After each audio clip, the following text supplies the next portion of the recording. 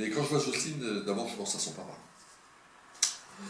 J'ai quand même le plaisir de connaître M. Dumeau, Arsène, un prof assez exceptionnel. Et très rapidement, lors des discussions, des cours, la guerre, la résistance, le nazisme revenait régulièrement sur le tapis et M. Dumeau décrivait ce qu'il avait pu vivre. Et donc un sujet qui m'intéressait. Et puis un jour, Jocelyne est arrivée. Je ne sais plus exactement quelle date c'était, mais je me rappellerai toujours.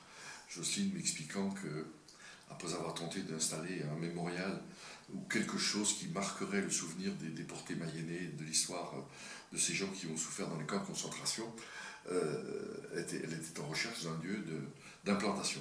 Et elle me raconte qu'elle avait espéré du côté de Laval et d'autres collectivités et qu'elle n'avait rien. Et qu'en désespoir de cause, pratiquement, elle venait voir la mairie de Mayenne en disant « Vous n'auriez pas quelque chose ?» Et puis, c'est apparu très rapidement, il y avait un bâtiment qui convenait. Et le bain-douche de Mayenne était libre, parce que le club de boxe qui l'occupait précédemment quittait les lieux. Les locaux n'étaient pas très attrayants, mais j'ai pensé que ça pouvait convenir dans un premier temps et donner satisfaction. Et je crois que très rapidement, on a pris rendez-vous. On est allé visiter ces bains-douches. Et à partir de là, bien, le projet a vu le jour. Jocelyne est quelqu'un qui ne se laisse pas abattre rapidement. Et quand elle a quelque chose dans le nez, ça va vite. Elle va jusqu'au bout des choses. Et elle n'a pas cessé alors de tout mettre en œuvre pour trouver des financements, regarder comment ça pouvait s'organiser.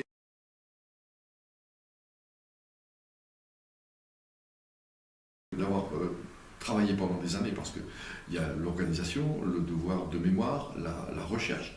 Il y a des recherches colossales qui ont été entreprises pour retrouver l'histoire, pour retrouver les familles, pour associer le maximum de gens. Je suis très attaché à l'aspect pédagogique, à ce qui a été fait en direction des jeunes, parce que c'est vraiment la bonne solution. Il faut que les jeunes prennent conscience que le nazisme, toutes ces horreurs, c'est un risque permanent. Il ne faut jamais, jamais, jamais l'oublier. Donc ce travail est important. Il faut donc que le mémorial continue de vivre.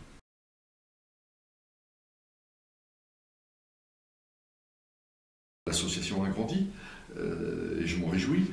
On a continué d'accompagner l'association dans le cadre de ces premières années pour le recrutement, parce que l'animation c'est quelque chose d'essentiel.